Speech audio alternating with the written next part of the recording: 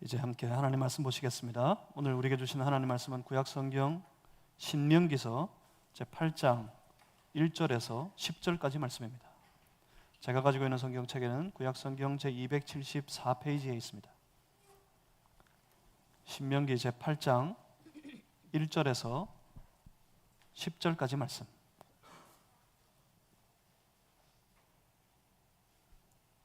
오늘 거룩한 주일 아침에 우리에게 허락하신 살아계신 하나님 말씀입니다. 우리 한 절씩 저와 여러분이 나누어서 교독하시겠습니다. 제가 먼저 읽습니다. 내가 오늘 명하는 모든 명령을 너희는 지켜 행하라. 그리하면 너희가 살고 번성하고 여호와께서 너희의 조상들에게 맹세하신 땅에 들어가서 그것을 차지하리라. 내 하나님 여호와께서 이 40년 동안에 내게 광야 길을 걷게 하신 것을 기억하라.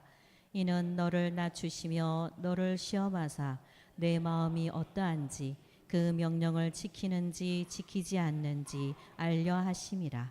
너를 낮추시며 너를 줄이게 하시며 또 너도 알지 못하며 내 조상들도 알지 못하던 만나를 내게 먹이신 것은 사람이 떡으로만 사는 것이 아니요 여호와의 입에서 나오는 모든 말씀으로 사는 줄을 네가 알게 하려 하심이라. 이 40년 동안에 내 의복이 헤어지지 아니하였고 내 발이 부르트지 아니하였느니라. 너는 사람이 그 아들을 징계함 같이 내 하나님 여호와께서 너를 징계하시는 줄 마음에 생각하고 내 하나님 여호와의 명령을 지켜 그의 길을 따라가며 그를 경외할지니라.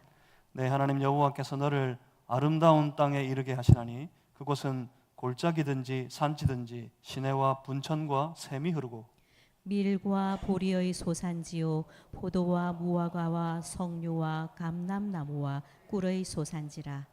내가 먹을 것에 모자람이 없고 내게 아무 부족함이 없는 땅이며 그 땅의 돌은 철이요 산에서는 동을 캘 것이라. 내가 먹어서 배부르고 내 하나님 여호와께서 옥토를 내게 주셨으므로 말미암아 그를 찬송하리로다. 아멘. 신명기 8장 1절에서 10절 말씀으로 말씀 순종의 삶은 찬송하게 됩니다 하는 제목 가지고 함께 하나님 말씀 나누겠습니다. 제가 잠시 기도하고 함께 말씀 받습니다. 살아계신 하나님, 오늘도 이 예배 가운데 사랑하는 주의 자녀들을 이 말씀으로 이 말씀 가운데 역사하시고 임재하시고 찾아오시니 감사합니다. 주의 말씀이 우리의 심령에 선포될 때 그 말씀이 양날의 날선 검과 같이 되어져서 우리의 심령과 골수와 폐부를 찔러 쪼개고 그 삶을 온전히 변화시켜 거룩한 하나님의 자녀의 모습으로 우리 세워져 갈 수 있도록 우리 주님 역사하여 주시옵소서. 성령님 우리 안에 임하사 주의 말씀을 가운데 주의 뜻을 깨달아 알게 하셔서 그 뜻을 따라 또 하루하루를 살아가는 우리가 되도록 인도해 주시옵소서. 성령님 이 시간 임하셔서 주의 자녀들을 그 자녀들의 마음을 만져주시옵소서. 예수 그리스도 이름으로 기도하옵나이다. 아멘. 사랑하는 성도 여러분, 날씨가 많이 무덥습니다. 이 무더위 속에 이 무더운 날씨 가운데 살면서 여러분 지난 한 주간 어떤 노래를 부르셨습니까? 무엇을 가장 많이 말하고 외치며 사셨습니까? 주변에 돌아보니까 우리가 요사이 제일 많이 하는 말이 있어요. 그 말은 단연코 아이고 더워라, 더워서 못 살겠다, 더워서 죽겠다, 그럽니다.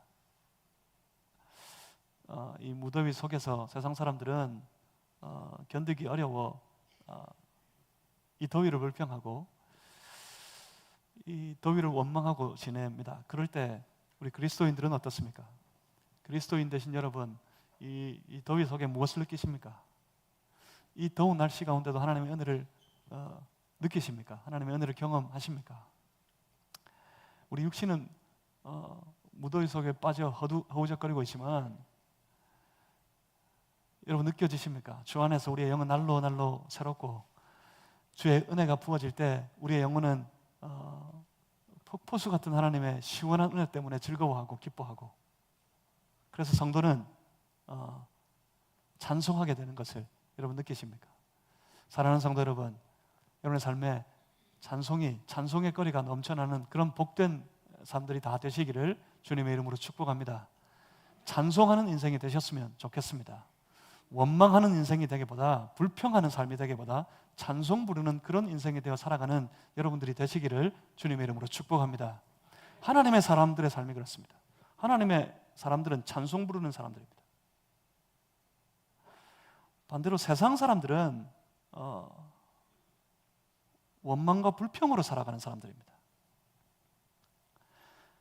세상에 아무리 가지고 취해도, 아무리 쌓아도 만족할 수 없는 그 불만족 때문에 사람들은 불평합니다. 누구나 할 것 없이 그 불평이 가득하여서 원망 가운데 매일매일을 살아갑니다. 그 땅이 세상입니다.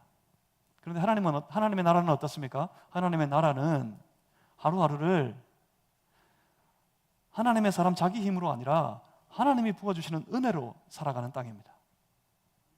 그 은혜는 성도의 마음에 내게 전혀 부족함이 없습니다, 그렇게 고백할 수 있기에 충분한 은혜입니다. 그래서 부족함이 없는 그 은혜를 누리면서 성도는 원망이 아니라 찬송을 부르게 됩니다. 이것이 하나님의 은혜입니다. 이것이 하나님 때문입니다. 그렇게 찬송 부르며 사는 땅이 바로 하나님의 나라입니다. 찬송을 부르려면 그래요, 은혜가 있어야겠죠. 찬송을 부르려면 그 은혜의 거리들을 내가 누리며 살아야 되겠죠. 내가 찬송 부른다, 그것이 억지로 하는 노래가 아니라면 내 안에서 벅차오르는 그 감격으로, 그 감사로 내가 찬송 부르는 삶을 살고 있다 하는 이 사실은 내 삶에 하나님이 오늘도 은혜의 거리, 찬송의 제목들을 채워주고 계시다 하는 뜻일 겁니다. 여러분 삶이 그랬으면 좋겠습니다. 하나님이 부어주시는 은혜의 거리들, 찬송의 제목들, 이런 것들이 빽빽히 차고 넘치는 그런 행복한 인생 다 되시기를 주의 이름으로 축복합니다. 어떻게 하면 됩니까? 어떻게 그 은혜의 거리를, 그 찬송의 제목들을 내가 누리며 살아가겠습니까? 그래서 하나님의 말씀을 묵상합니다. 말씀이 우리에게 그것을 가르치고 있으니까. 오늘 이 본문 가운데 있는 이 이스라엘 백성들의 삶의 여정을 한번 보겠습니다. 우선 그 모든 여정은 창세기 12장에서부터 비롯되어졌습니다. 물론 더 처음으로 돌아가자면 하나님이 창조하셨기 때문에, 우리 인생들을 하나님이 이 땅에 창조하여 지어 놓으셨기 때문에 비롯된 일들이겠지만, 짧게는 아브라함을 부르실 때 그때부터였어요. 창세기 12장에서부터 하나님은 아브라함을 통해 한 나라를 준비하셨습니다. 하나님은 계획하셨습니다. 아브라함을 통해 큰 민족을 이루시겠다는 그 놀라운 계획을 하나님 마음에 품으셨습니다. 그리고 그 하나님의 계획은 지금 여기 이 광야의 끝자락에 이르기까지 나아오고 있습니다. 여기까지 이르고 있어요. 그러면 왜 이렇게 하신 걸까요? 하나님이 인도하셔서 아브라함을 가나안 땅에 이르게 하셨습니다. 그 가나안 땅에서 아브라함의 아들 이삭과 더불어 살았습니다. 이삭은 그의 아들 야곱과 더불어서, 그리고 야곱은 그의 아들들과 함께 저 가나안 한켠에서 조용히 지내고 있었습니다. 그런데 그때 우리 하나님은 굳이 저들을 가나안의 한 자리에서 조용히 하루하루를 지내며 살아가고 있는 저들을 굳이 저 애굽의 땅으로 옮겨 놓으셨습니다. 왜? 결국 지나고 보니까 여기로 돌아오게 하실 건데 하나님 왜 굳이 저들을 빼내어서 애굽으로 옮기셨습니까? 아직 저들이 너무 미약하였기 때문에 잘 갖추어지고 준비되어진 애굽이라는 모판을 이용하셨던 것까지, 그래요, 저 애굽으로 옮겨 놓으셨던 것까지는 이해하려면 충분히 이해할 수도 있겠습니다. 자칫 그저 미약하기만 한 저들이 아직은 거칠게만 한 땅 그 가나안에서 생존하지 못하여서 다 사라지게 될까 봐 하나님은 애굽이란 잘 갖추어진 그 터전에 저들을 옮겨 그 땅에서 큰 민족으로 준비되게 하셨습니다. 만약 그렇다면 저들을 애굽에서 구출해 내셨을 때 다시 큰 민족의 틀을 마련한 저 이스라엘 백성들, 저들을 애굽에서 구출해 내셨을 때 곧장 하나님이 예비해 두신 저 가나안 땅으로 하나님이 그 땅에서 이룰 것이라고 약속까지 하셨으니까 그 약속의 땅으로 저들을 곧장 들어가게 하셔서 그 땅에서 큰 민족을 이룰 나라를 세우게 하셨으면 되는 일 아니겠습니까? 그런데 왜 저들은 광야를 걸어야 했습니까?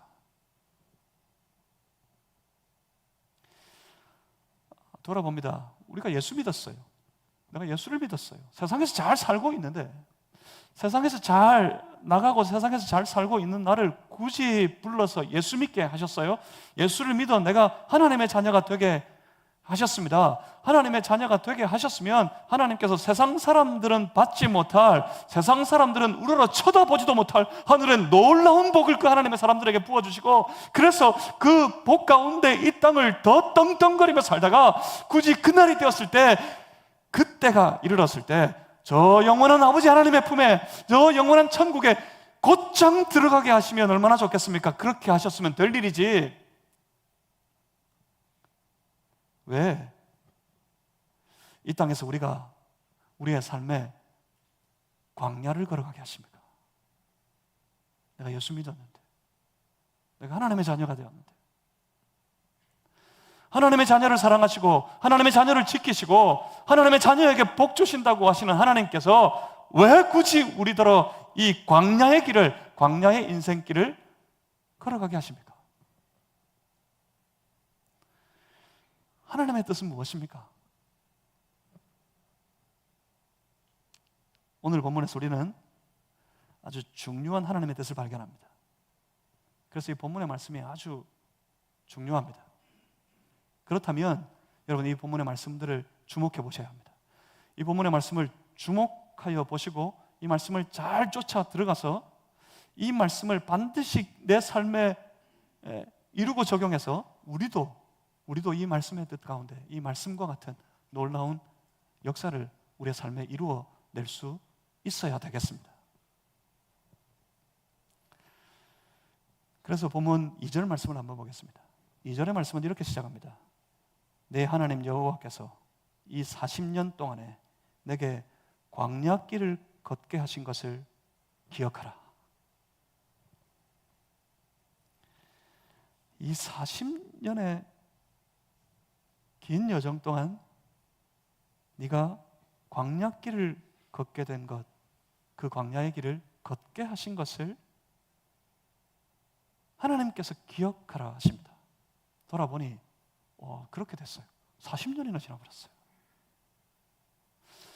긴 40년 세월 동안 저들은 아무것도 없는 그 광야의 땅을 걸어서 왔습니다. 뭐 차 타고 갔겠습니까?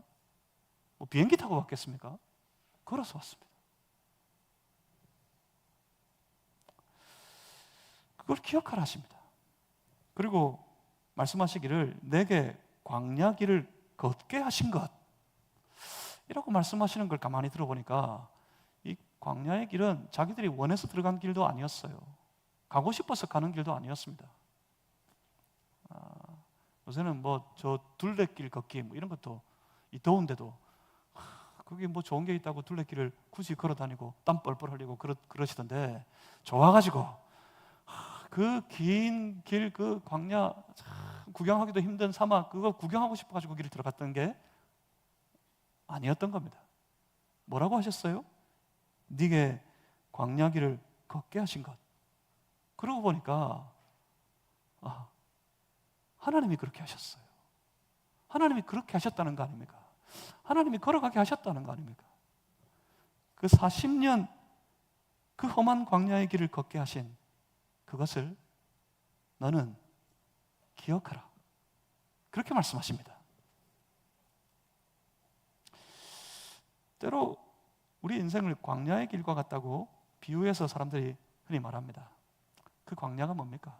이들이 하나님의 인도하심 속에 광야의 길을 접어들어 그 험한 길을 걸어서 왔는데 그 광야가 그들에게 어떤 의미입니까?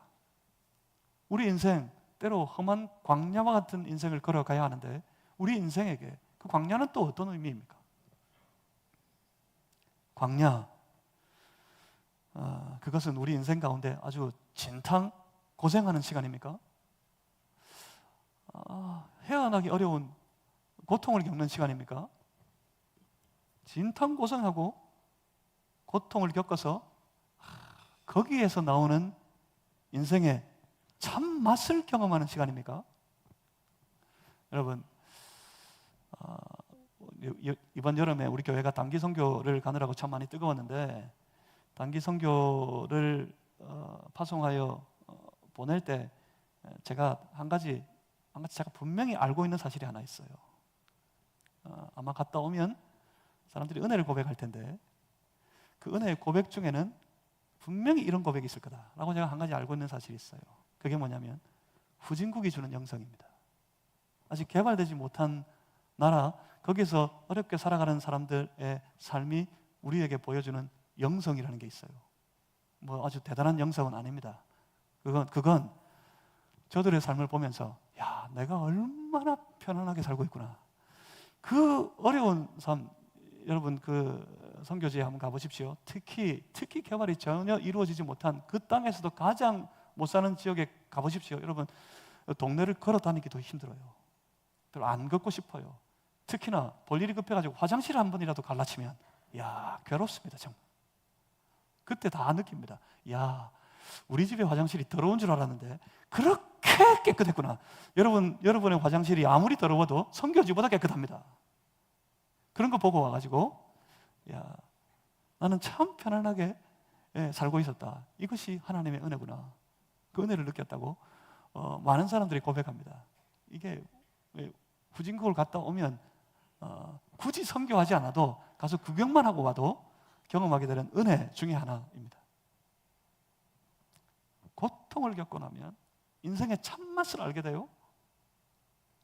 삶의 참 의미를 깨닫게 돼요. 그거 알라고 광야를 걸었습니까? 누가 그런 말 했습니다. 눈물 젖은 빵, 인생은 눈물 젖은 빵을 먹는 것과 같다.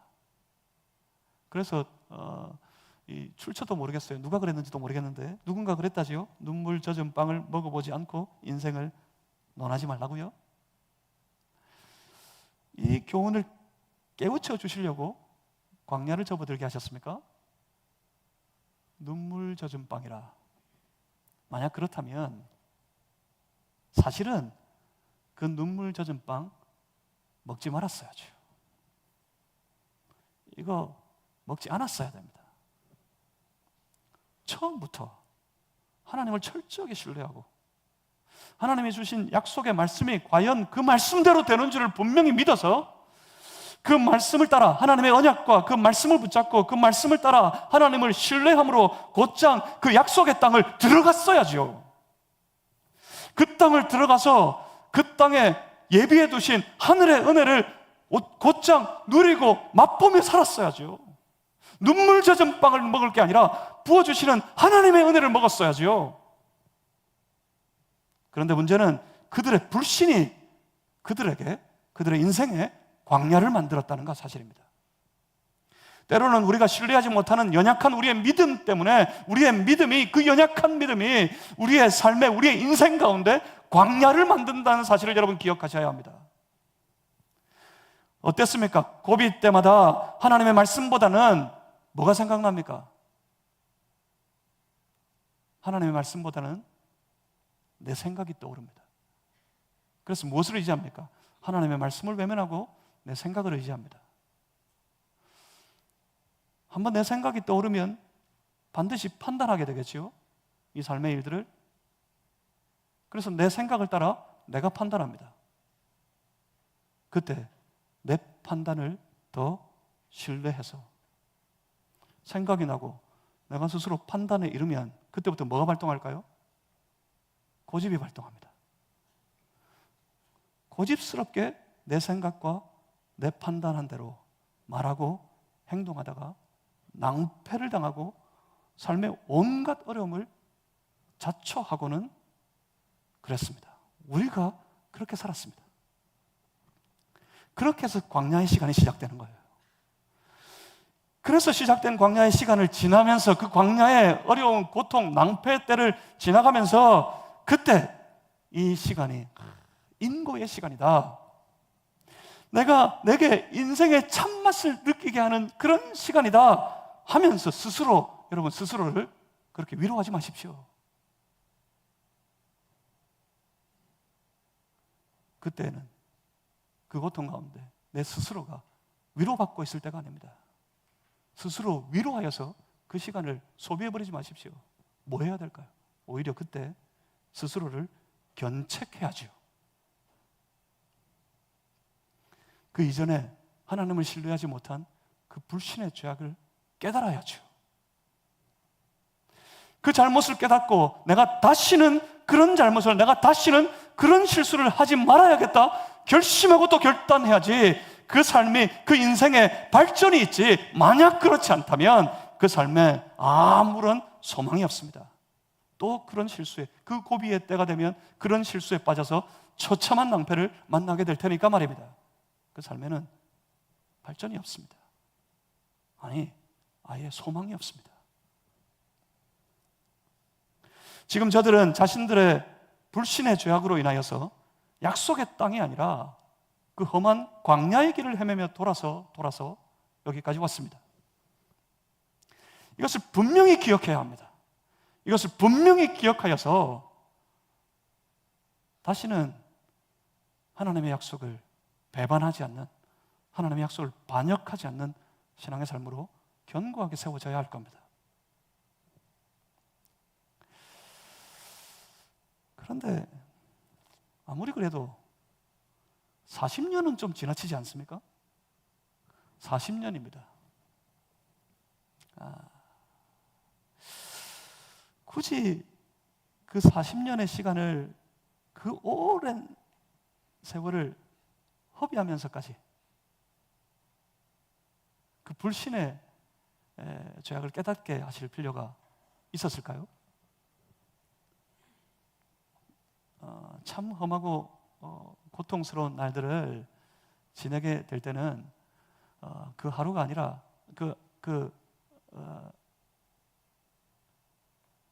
한 시간 한 때도 버티기 어려워요. 하루가 길어요. 그 고통의 날은. 어떻게 한 달을 버티죠? 한 달이 뭡니까? 1년이 지나도록 어떻게 버티죠? 그런데 그 1년도 아닙니다. 4년도 아닙니다. 40년의 시간을, 그 척박한 땅을, 그 험한 땅을 걸어서 지나와야 했습니다. 너무하지 않습니까, 이거? 우리가 예수를 믿고 하나님의 자녀가 되어서 살아갈 때 때로 이 모양 저 모양으로 넘어지고 실수하고 실패하고 그래서 삶에 무서운 낭패를 겪게 되지만, 그런 어려움을 만날 때마다 여러 가지 형편 속에서 우리 그런 마음이 들지 않습니까? 아무리 그래도 그렇지, 하나님, 이건 너무 모질지 않습니까? 너무 심하지 않습니까? 그런 생각이 들곤 하지 않습니까? 하나님은 왜 이토록 모진 40년을 그토록 사랑하신다는 자기 백성들, 그들에게 허락하셨다는 말입니까? 이제 이전의 실수를 다 내려놓고 이제는 더 이상 하나님을 의심하지 않고, 하나님을 배반하지 않고, 하나님을 반역하지 않고 더 하나님을 신뢰하며 매일매일을 살아가야겠다 결심하게 되겠지만, 그 결심을 해야 하겠지만 그래도 궁금합니다. 그래도 의아합니다. 왜 이토록 긴 40년의 시간 동안 그 거친 광야의 길을 걸어야 했을까? 궁금하기만 합니다. 그래서 2절의 말씀을 계속 보겠습니다.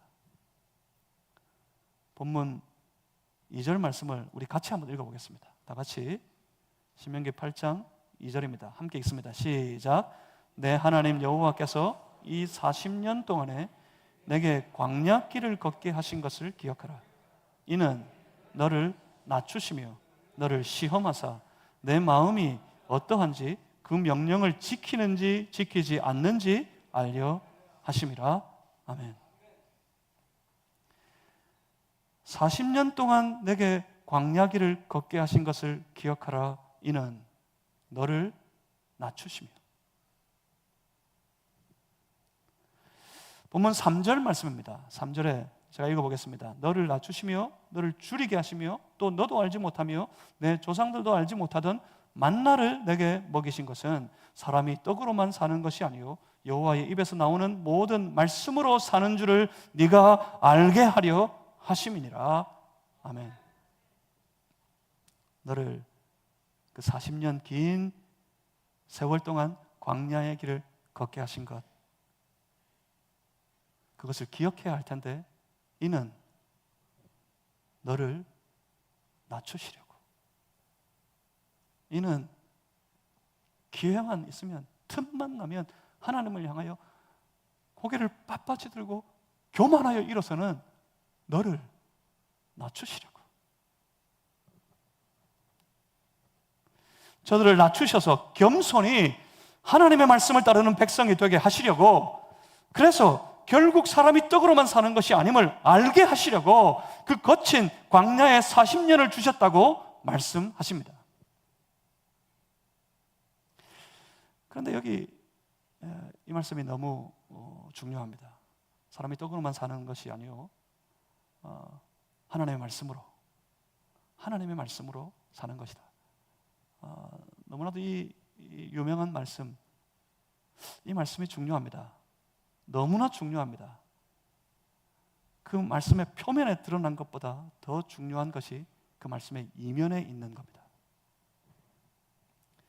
이 말씀의 이면에 있는 그 중요한 사실 하나를 여러분 볼 수 있어야 합니다. 그건 두 세계에 관한 것입니다. 사람이 떡으로만 사는 것이 아니라고 말씀하십니다. 그렇습니까? 사람이 떡으로만 사는 게 아니라고요? 그러면 뭐로 삽니까? 뭐가 있어요? 뭘 가지고 뭘 먹으며 살 수 있죠? 뭐 떡이 아니면 빵입니까? 빵도 아닙니까? 그래요. 한국 사람은 밥이지, 밥. 한국 사람은 밥심이지요. 밥심으로 사는 거라고요? 그래, 떡도 아니고 빵도 아니면 밥으로 살면 됩니까? 밥도 없으면 옛날에는 뭐 그랬다지요. 밥이 없으면 애들이 그런다면서요. 라면 먹으면 되지? 요새는 그것도 아닌 것 같은데 애들이 굶어보질 않아가지고 떡이 없는 걸, 빵이 없고 밥이 없고 라면이 없는 걸 상상을 못하는 세대 아닙니까? 뭐 그런 거로 살면 됩니까? 뭐 돌아보면 그게 그겁니다. 사실은 사람이 떡으로 삽니다. 사람은 떡으로만 삽니다. 그래서 한 푼이라도 더 벌려고 아둥바둥 거리며 살고 있는 거 아닙니까? 한 푼이라도 더 벌어서 뭐 하려고요? 내 육신을 돌보기 위해서, 내 가족들의 생활을 돌보아야 하기 때문에 사람들은 더 바둥바둥거리면서 한 푼이라도 더 벌고 모으려고 합니다. 더 많이 모으고 더 많이 쌓아두어야 끼니 걱정 없이 살아갈 수 있을 테니 매일 더 벌고 더 모으기 위해서 인생이 발부둥치며 살아가고 있습니다. 그리고 충분히 떡을 모으면 어떻게 됩니까? 충분히 떡을 모았다 싶으면 그 떡을 누리기 위해서, 그 떡을 누리려고 육신의 쾌락에 빠져 살아갑니다.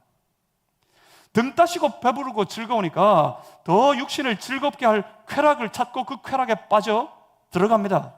간음하고 방탕하며 살아갑니다. 영국의 한 유명한 언론인 M. 버글지라는 사람이 있습니다. 이 사람이 자기의 글에서 이런 말을 했습니다.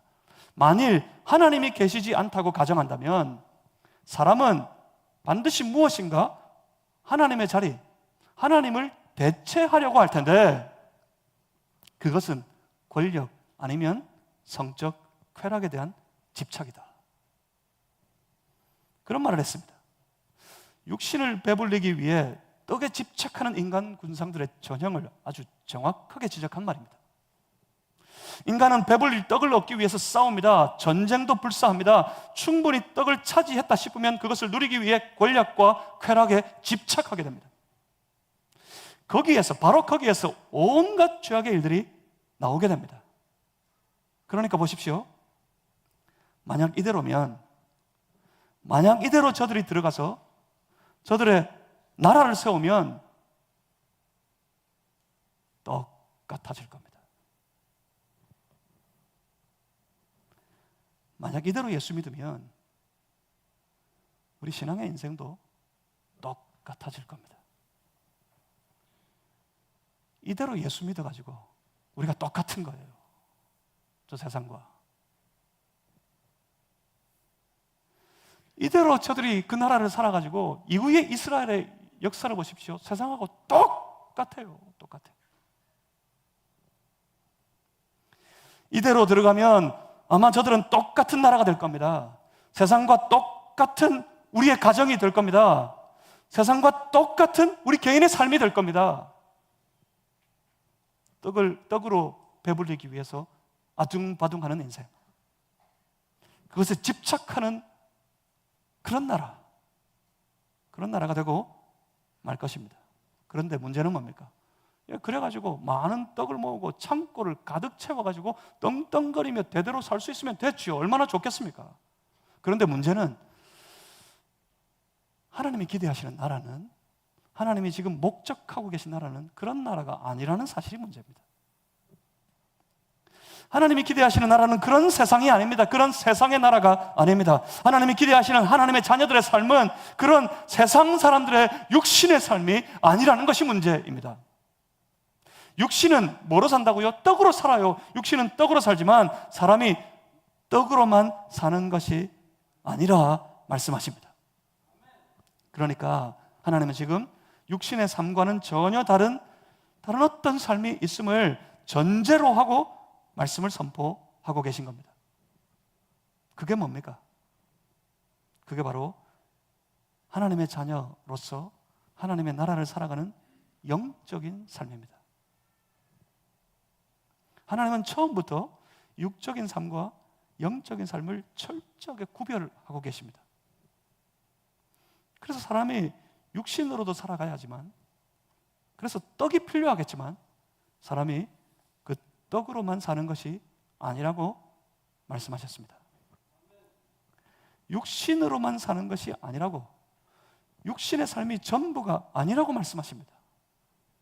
오히려 우리가 돌아보아야 할, 우리가 살피고 돌보아야 할 더 중요한 삶이 있습니다. 육신의 삶을 돌보기 위해서 얼마나 열심히 삽니까? 얼마나 바둥바둥거리며 삽니까? 인생이 불쌍할 정도로 바둥바둥거리며 발버둥치며 살아요. 그런데 더 중요한 삶이 있는데 그것은 어떻게 돌보고 계십니까? 그 더 중요한 삶은 무엇입니까? 그것이 바로 우리의 영적인 삶입니다. 사실 이 육의 삶은 영적인 삶에 의존되어져 있습니다. 영적인 삶이 우리 육신의 삶을 사실은 지배하고 있습니다. 영적인 삶이 우리 육신의 삶을 지도하고 있습니다. 우리 예수 믿는 사람만 그런 게 아닙니다.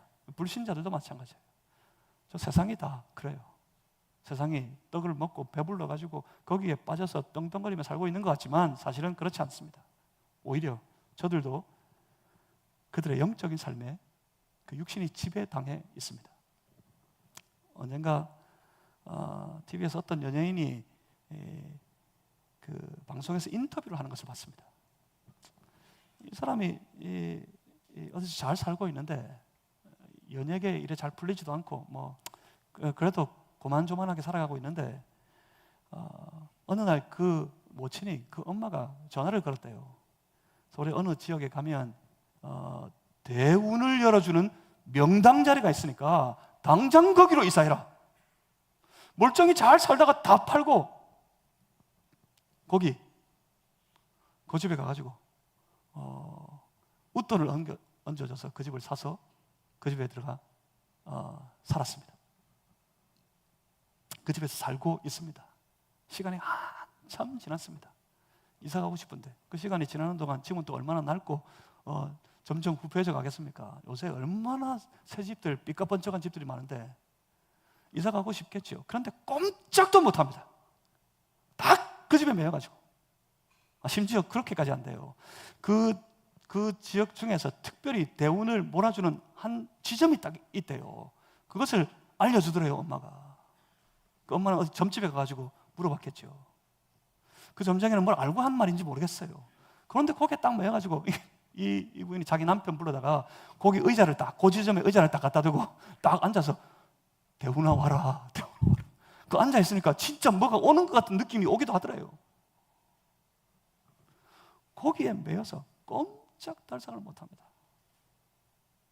그렇다고 그 연예인이 아주 대운이 와가지고 연예계에서 큰 명성을 떨치게 된 것도 보니까 아닌 것 같습니다. 왜냐하면 제가 잘 모르겠더라고, 그 사람이 누군지. 대단한 삶이면 저 같은 사람도 알아보겠죠. 그런데 잘 모르겠더라고. 근데 문제는 연예계에서 떵떵거리고 잘 나가고 잘 살게 되었냐가 문제가 아니라 그에게 있는 세상의 것 가지고는 어쩌면 가지 못할 곳이 없고 사지 못할 집이 없을 텐데 거기에 매여 있어요. 거기를 벗어나지를 못해요. 제가 종종 그런 말 하죠. 우리가 자기 집에서 잠도 자기 방에서 제대로 못 자요. 기억하십니까? 제가 어느 날 낮잠을 자고 있더니 문을 열고 어머니가 툭툭 차면서 깨워가지고 네가 왜 머리를 그쪽으로 두고 자느냐? 복나가도록 재수없게 이쪽으로 머리를 두고 자야지 하고 자리를 고쳐줘요. 굳이 단잠을 자고 있는데 깨워가지고 그쪽으로 또 옮겨 잡니다. 그러면 잠이 옵니까? 잠도 안 옵니다. 곧장 일어나야 됩니다. 몸은 피곤하고. 잠도 어디 한 군데 내 맘대로 못 자요.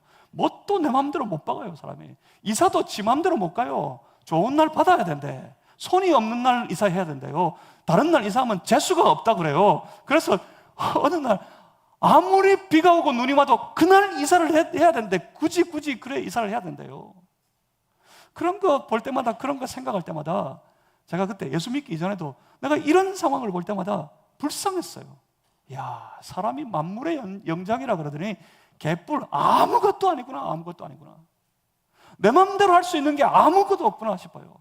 그보다 더 치명적인 문제는 사람이 멀쩡한 육신으로 살아가면서 그 삶은 온갖 죄악에 빠져 헤어나지 못한다는 사실입니다. 무엇 때문입니까? 매여 있기 때문입니다. 묶여 있기 때문입니다. 그 악한 영이, 악한 권세가 그를 강하게 붙잡고 있기 때문에 그 삶은 온갖 죄악의 종이 되어서 죄의 종노릇하며 살아가는 인생이 되고 말았습니다. 이 모든 게 영적인 문제입니다. 육신의 삶, 사실은 그 사람의 영성이 그 삶을 지배하고 있는 겁니다. 그러니 사람은 떡으로만 사는 게 아니란 말입니다. 그 영이 악한 권세에 붙들려 마치 종노릇하여 죄악에 빠진 삶을 살아갑니다. 그렇다면 우리 하나님의 사람들은 어떻습니까? 우리 하나님의 자녀들은 어떻게 살아갑니까? 하나님께서 그들에게 이렇게 말씀하십니다. 사람이 떡으로만 사는 것이 아니요 여호와의 입에서 나오는 모든 말씀으로 사는 줄을 네가 알게 하려고, 네가 그것을 깨닫게 하려고 그러셨답니다. 세상을 떡으로 살아가게 되겠지만 하나님의 백성들은 하나님의 나라를 살아갈 때 하나님의 말씀 안에서 살아가는 것을, 하나님 말씀 안에 살아야 하는 것을 그들로 알게 하시기를 하나님께서 그렇게 원하셨다고 말씀하십니다. 그렇습니다. 그러고 보면 그 긴 40여 년의 기간은 단순히 고통의 시간이 아니었습니다. 그 기간은 단순히 눈물 젖은 빵을 먹는 시간이 아니었습니다. 그러고 보면 그 40년의 시간은 무엇입니까? 네가 이것을 알게 하려고 40년을 광야를 걷겠다. 그러면 이 40년의 시간은 뭐가 되는 거죠? 이 40년의 시간은 훈련이 되는 겁니다. 이 40년의 시간은 훈련의 시간이 되는 겁니다. 그렇다면 그 광야의 여정을 통해 이들은 이 훈련을 받았습니다. 이 훈련을 받아야 합니다. 사랑하는 성도 여러분, 여러분의 삶의 모든 여정에 광야 같은 시간이 여러분에게 주어져서 그날을 걷고 있다면 여러분 그 날들을 통해서 여러분 모든 인생의 삶을 통해서 신앙의 견고한 훈련을 받으셔야 합니다. 훈련이 되어야 합니다. 훈련이 되었어야 합니다. 하나님 나라를 세우고 살아가는 삶의 훈련의 시간들이었습니다. 그 40년 긴 광야의 여정은 말입니다. 그래서 이제 이 모든 것을 알게 하려고 40년의 긴 광야의 시간을 걷게 하셨던 하나님께서 이제 말씀하십니다. 그 나라를 들어가 살려면 본문 1절입니다. 우리 1절 말씀을 다 같이 한번 읽겠습니다. 함께 읽습니다. 시작. 내가 오늘 명하는 모든 명령을 너희는 지켜 행하라. 그리하면 너희가 살고 번성하고 여호와께서 너희의 조상들에게 맹세하신 땅에 들어가서 그것을 차지하리라. 아멘. 여러분, 이것이 영적인 원리입니다. 하나님의 사람이 하나님의 약속하신 땅에서 하나님의 은혜를 누리며 번성하기 위해서는 그들은 세상 사람들과 같이 자신의 육신의 길을 쫓아 살아가서는 안 됩니다. 떡으로 배불리는 것에 집착하여 살아서는 안 됩니다. 그들은 하나님의 그 놀라운 은혜를 누리며 번성하기 위해서는 하나님의 말씀에 순종하여서 하나님의 인도하시는 길을 쫓아가야 하는 겁니다. 하나님의 인도하심, 그 긴 여정 가운데 하나님의 인도하심이 있어요. 문제는 그 인도하심의 여정에 그 여정 가운데서 그 하나님의 인도하심에서 벗어나지 말아야 하기 때문에 그 안에 머물러 있어야 더 안전하고 그 안에 머물러 있어야 하늘의 은혜를 공급받고 그 안에서 하나님 주시는 큰 은혜 매일매일의 삶을 살아갈 수 있을 것이기 때문에 오히려 그 인도하심을 떠나면 그 삶이 무너지고 깨지고 처참하게 실패하고 말 것을 하나님이 다 아시기 때문에 하나님은 광야의 40년을 통해 저들을 낮추시고 때로 그렇게 지독하게도 줄이게 하시면서 철저하게 훈련하고 또 훈련하셨고 그리고 지금 말씀하십니다. 그렇습니다. 지난 40년은 이것을 깨닫게 하시려는 특별한 훈련의 시간들이었습니다. 그래서 돌아봤더니 그 40년의 긴 광야의 길을 걷는 여정을 돌아봤더니 본문 4절에 이렇게 말씀합니다. 이 40년 동안에 내 의복이 헤어지지 아니하였고 내 발이 부르트지 아니하였느니라. 그러고 봤더니 그렇습니다. 그 40년의 광야의 시절은 못된 사람들, 참 못돼 먹은 사람들에게 벌을 주는 체벌의 시간이 아니었던 겁니다. 벌을 받는 기간들이었다면 부러졌어야죠. 벌을 받는 기간이었다면 그 험한 체벌의 과정을 통해서 옷은 다 헤어지고 그 발은 이제 더 이상 한 발짝도 못 내디딜 만큼 다 부러져 버렸어야죠. 그래서 못 가겠습니다. 잘못했습니다. 그렇게 됐어야죠. 그런데 그 40년 하나님 말씀하셔서 돌아보니까 정말 그렇네요. 의복이 하나도 헤어지지 아니하였고 그들의 발은 부르트지 아니하였습니다. 그러니까 그 광야의 긴 40년의 여정의 시간은 돌아보니까 5절에 말씀하는 것 같이 아들을 징계, 그러니까 아들을 교훈하는 아버지의 시간이었습니다. 광야의 40년은 아들을 사랑하는 아버지의 시간이었어요. 그래서 교훈하시려 하시는 아버지의 시간이었어요. 그 아버지가 저 아들이 깨달아야 할 텐데 그렇게 애타는 심정으로 저들을 교훈하는 그런 시간이었습니다. 그 긴 훈련을 통해서 하나님이 저들에게 선포하시는 말씀이 바로 이것입니다. 본문 6절입니다. 6절에 우리 함께 같이 한번 읽겠습니다. 6절 함께 읽습니다. 시작. 내 하나님 여호와의 명령을 지켜 그의 길을 따라가며 그를 경외할지니라. 아멘. 어떻게 해요? 말씀을 지켜 그 말씀을 따라가며 불현듯이 떠오르는 내 생각, 그 생각을 의지해서 그 생각이 주는 판단을 따라가는 그런 습관을 가진 사람들, 그 사람들이 그렇게 할 것이 아니라 우리 다 그렇게 살아요. 사실은 예수 믿는다 하면서도 말씀이 아니라 내 생각과 내 판단을 내가 따라서 살아가는 거예요. 그래서 똑같은 거예요. 뭐라 그러십니까? 말씀을 지켜서 그 말씀이 인도하는 것을 따라가며 뭐 해야 된다고요?